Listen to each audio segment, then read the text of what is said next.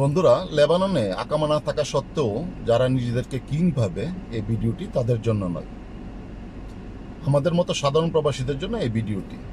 আমরা সবাই জানি যে লেবাননে 15 দিনের একটি পুলিশি অভিযান চলছে এবং এই অভিযান আগামী 12ই আগস্ট শেষ হবে। চলমান এই অভিযানে এখন পর্যন্ত কোনো বাংলাদেশি আটক বা কোনো বাংলাদেশির বাসস্থান বা কর্মস্থলে অভিযানের খবর এখনো পাওয়া যায় নাই। যদি এমন হতো তাহলে অবশ্যই আমরা বাংলাদেশ কমিউনিটির মাধ্যমে জানতে পারতাম। বিভিন্ন জনের সাথে আলাপ করে জানতে পারলাম যে অভিযানের মূল টার্গেট হলো অবৈধ মোটরসাইকেল জব্দ করা এবং আইন শৃঙ্খলা নিয়ন্ত্রণে আনা, যার কারণে লেবাননের বিভিন্ন জায়গায় চেকপোস্ট বসিয়ে খুব জোরে সোরেই লেবাননের এই পুলিশ তারা অভিযান চালাচ্ছে এবং সেখানে অবৈধ মোটরসাইকেল জব্দ করছে। লেবাননে এত পরিমাণ সিরিয়ান, তারা এতটাই বিভিন্ন অপরাধের সাথে যুক্ত হয়ে পড়েছে যে তাদেরকে সামলাতে লেবানন সরকারি অনেকটা হিমশিম খাচ্ছে।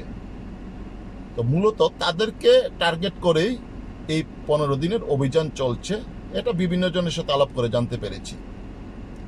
তবে এক্ষেত্রে যেহেতু অভিযান চলছে সেহেতু আমাদের বাংলাদেশিদের একটু সাবধানতা অবলম্বন করা উচিত, চোখ কান খোলা রেখে চলা উচিত।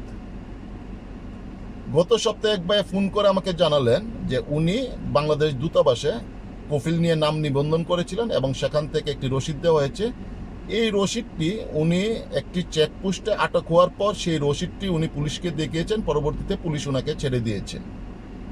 তো তাই আমার অনুরোধ থাকবে, আপনারা যারা বাংলাদেশ দূতাবাসে নাম নিবন্ধন করেছেন তারা এই রসিদটির সাথে রাখবেন। আপনার ভাগ্য ভালো থাকলে হয়তোবা আপনাকে ছেড়েও দিতে পারে যদি আপনি চেকপোস্টে পড়েই যান। তবে বিপদ বলে কয়ে আসে না, যে বিপদে পড়ে সেই বুঝে। তো সবশেষে অনুরোধ করব, আসুন আমরা একটু সাবধানতা অবলম্বন করি আর সৃষ্টিকর্তা সবাইকে নিরাপদে রাখুন, সুস্থ রাখুন।